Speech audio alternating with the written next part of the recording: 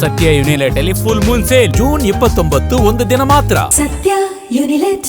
ಪ್ರದೀಪ್ ಈಶ್ವರ್ ಮೇಲೆ ಚಪ್ಪಲಿ ಎಸೆತ ಪ್ರಕರಣಕ್ಕೆ ಸಂಬಂಧಪಟ್ಟಂತೆ ಆರೋಗ್ಯ ಸಚಿವ ಯುಟಿ ಖಾದರ್ ಹೇಳಿಕೆ ಕೊಟ್ಟಿದ್ದಾರೆ.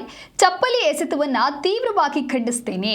ವಿಪಕ್ಷಗಳು ಚಪ್ಪಲಿ ಹಿಡಿದು ರಾಜಕೀಯ ಮಾಡಬಾರದು. ಅವರೇ ಹಾರ ಹಾಕಿ ಅಭಿನಂದಿಸುವ ಕಾಲವೂ ಬರುತ್ತೆ.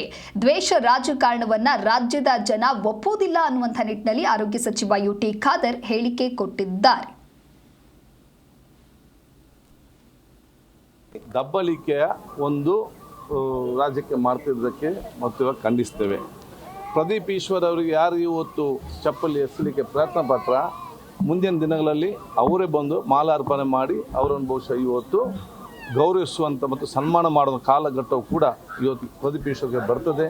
ಕಾಂಗ್ರೆಸ್ ಪಕ್ಷ ಎಲ್ಲರೂ ಕೂಡ ಅವರ ಜೊತೆ ನಿಂತು ಅವರಿಗೆ ಬೇಕಾಗುವಂಥ ಎಲ್ಲ ಪ್ರೋತ್ಸಾಹ ಮತ್ತು ಅವರಿಗೆ ಬೇಕಾದಂಥ ಎಲ್ಲ ಸ್ಥಾನಗಳು ಕಾಂಗ್ರೆಸ್ ಪಕ್ಷ ಕೊಡ್ತದೆ. ನಾನು ಬಹುಶಃ ಇದನ್ನು ತೀವ್ರವಾಗಿ ಖಂಡಿಸ್ತೇನೆ. ಪ್ರತಿಪಕ್ಷದವರು ರಾಜ್ಯಕ್ಕೆ ಮಾಡಲಿ, ಅದಕ್ಕೆ ಚಪ್ಪಲಿನ ಕೈಯಲ್ಲಿ ಹಿಡಿದು ರಾಜ್ಯಕ್ಕೆ ಮಾಡೋದು ಬೇಡ.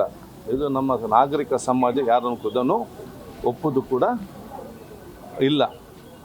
ಪ್ರಜಾಪ್ರಭುತ್ವ ವ್ಯವಸ್ಥೆಯಲ್ಲಿ ನ್ಯಾಯಬದ್ಧವಾಗಿ ವಾದ ಮಾಡಲಿಕ್ಕೆ ಗೆಲ್ಲದವರು ಈ ರೀತಿ ದಬ್ಬಲಿಕೆಯ ಒಂದು ರಾಜ್ಯಕ್ಕೆ ಮಾಡ್ತಿದ್ದಕ್ಕೆ ಮತ್ತು ಇವಾಗ ಖಂಡಿಸ್ತೇವೆ. ಪ್ರದೀಪ್ ಈಶ್ವರ್ ಅವರಿಗೆ ಯಾರು ಇವತ್ತು ಚಪ್ಪಲಿ ಎಸಲಿಕ್ಕೆ ಪ್ರಯತ್ನ ಪಟ್ರ ಮುಂದಿನ ದಿನಗಳಲ್ಲಿ ಅವರೇ ಬಂದು ಮಾಲಾರ್ಪಣೆ ಮಾಡಿ ಅವರನ್ನು ಬಹುಶಃ ಇವತ್ತು ಗೌರವಿಸುವಂಥ ಮತ್ತು ಸನ್ಮಾನ ಮಾಡುವ ಕಾಲಘಟ್ಟವು ಕೂಡ ಇವತ್ತು ಪ್ರದೀಪ್ ಈಶ್ವರ್ಗೆ ಬರ್ತದೆ. ಕಾಂಗ್ರೆಸ್ ಪಕ್ಷ ಎಲ್ಲರೂ ಕೂಡ ಅವರ ಜೊತೆ ನಿಂತು ಅವರಿಗೆ ಬೇಕಾಗುವಂಥ ಎಲ್ಲ ಪ್ರೋತ್ಸಾಹ ಮತ್ತು ಅವರಿಗೆ ಬೇಕಾದಂಥ ಎಲ್ಲ ಸ್ಥಾನಗಳು ಕಾಂಗ್ರೆಸ್ ಪಕ್ಷ ಕೊಡ್ತದೆ. ನಾನು ಬಹುಶಃ ಇದನ್ನು ತೀವ್ರವಾಗಿ ಖಂಡಿಸ್ತೇನೆ.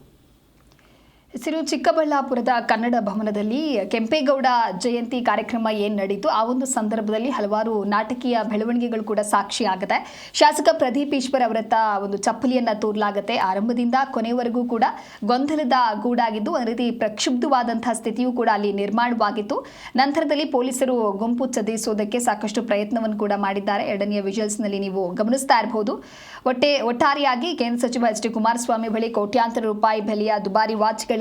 ರಾಮರಾಜ್ ಪಂಚೆ ಮಾರಾಟ ಮಾಡಿ ಅನಿತಾ ಕುಮಾರಸ್ವಾಮಿ ಬಿಡದಿಯಲ್ಲಿ ಸಾಕಷ್ಟು ಜಮೀನನ್ನ ಖರೀದಿಸಿದ್ರು ಅಂತ ಹೇಳಿ ಇತ್ತೀಚೆಗೆ ಪ್ರದೀಪ್ ಈಶ್ವರ್ ಅವರು ಒಂದು ಸ್ಟೇಟ್ಮೆಂಟ್ ಅನ್ನ ಕೊಟ್ಟಿದ್ರು. ಅಂದ್ರೆ ಟೀಕೆಯನ್ನ ಮಾಡಿರ್ತಾರೆ. ಹಾಗಾಗಿ ಕುಮಾರಸ್ವಾಮಿ ವಿರುದ್ಧದ ಟೀಕೆಗೆ ಕೆಂಪೇಗೌಡ ಜಯಂತಿಯಲ್ಲಿ ಹಾಜರಿದ್ದಂತ ಜೆಡಿಎಸ್ ಕಾರ್ಯಕರ್ತರು ತೀವ್ರವಾದಂತ ಆಕ್ರೋಶವನ್ನ ವ್ಯಕ್ತಪಡಿಸುತ್ತಾರೆ. ಶಾಸಕ ಪ್ರದೀಪ್ ಈಶ್ವರ್ ಕಾರ್ಯಕ್ರಮದಿಂದ ನಿರ್ಗಮಿಸಬೇಕು, ಕುಮಾರಸ್ವಾಮಿ ಅವರ ಕ್ಷಮೆ ಕೇಳಬೇಕು ಅಂತ ಹೇಳಿ ಕೆಲವು ಜೆಡಿಎಸ್ ಕಾರ್ಯಕರ್ತರು ಬಿಗಿಪಟ್ಟು ಹಿಡಿತಾರೆ. ಗೋ ಬ್ಯಾಕ್ ಅನ್ನುವಂತಹ ಘೋಷಣೆಗಳು ಕೂಡ ಮೊಳಗಿಬಿದ್ವು. ಅದಾದ ನಂತರದಲ್ಲಿ ಈ ರೀತಿಯಾದಂತಹ ಒಂದು ಬೆಳವಣಿಗೆ ನಡೆದಿದೆ.